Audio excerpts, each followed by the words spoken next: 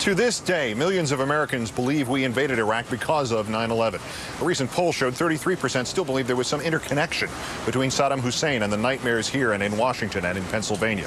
Iraq, of course, had nothing to do with 9/11, not then. 6 years later, that has changed. Iraq has distracted us from punishing those responsible for 9/11. If another 9/11 comes, our focus on Iraq will surely have been central to that next nightmare. How did we get here? What consequences have been paid by those who brought us here? Our number one story tonight, no one person is to blame, and only some of those who are even recognize it. As we reported yesterday, former Secretary of State Powell tells GQ magazine he is sorry he gave the world wrong information when he told the UN of the threat Iraq supposedly posed. He was not fired for having done so. He paid no price we know of other than the admitted blot on his record and whatever toll his conscience has exacted.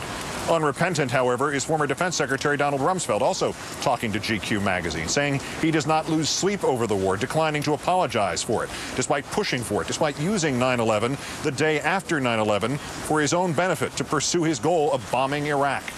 Rumsfeld, not fired for his performance, but for politics, now in private life, reportedly trying to see how much he must tell to make for a profitable tell-all. Mr. Rumsfeld was served, and the nation ill-served, by a flock of Pentagon hawks bent on war, seeing 9/11 not as an obligation to answer, but as an opportunity to exploit.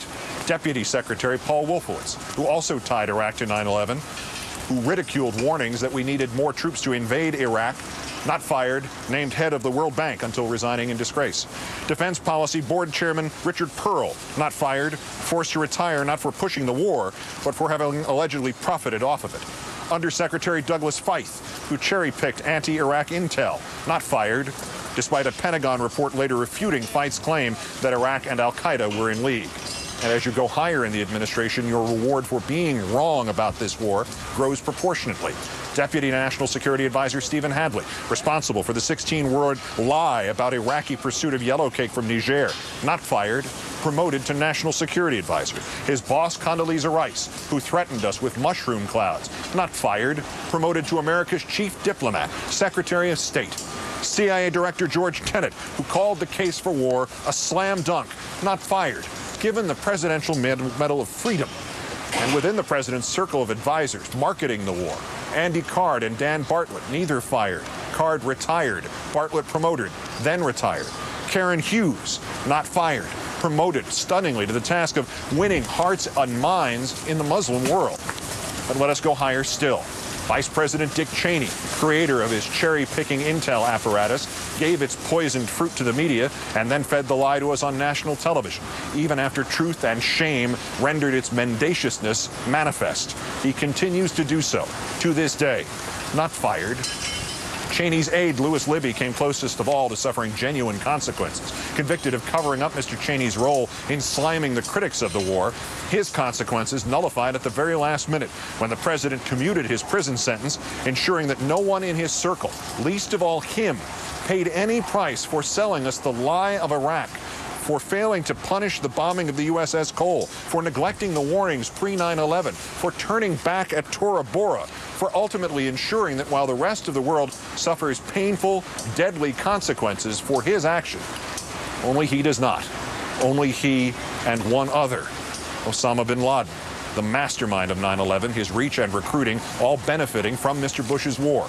His group's strength today at a 6-year high. His Afghan allies, the Taliban, as NBC reported last night, also resurgent, planning the deaths of Americans just 25 miles from Kabul, all while bin Laden himself operates freely, unmolested, with his own media operation, thanks to a regional Pakistani truce endorsed by Mr. Bush in a region where Mr. Bush will not go, cannot go even if he chose to, because he has spent so much American blood and treasure in the desert of a nation that had neither means nor motive to threaten us, but that tempted Mr. Bush and those around him who wished to transform the Middle East, so much so that he forswore the vow he made, standing here, literally atop New York's dead, that their killers would hear us soon. 6 years later, we still hear them, because now, finally, Iraq and 9/11 really are connected by him, and we suffer the consequences. That's Countdown. This has been the 1,595th day since the declaration of mission accomplished in Iraq. I'm Keith Olbermann from Ground Zero. Good night and good luck.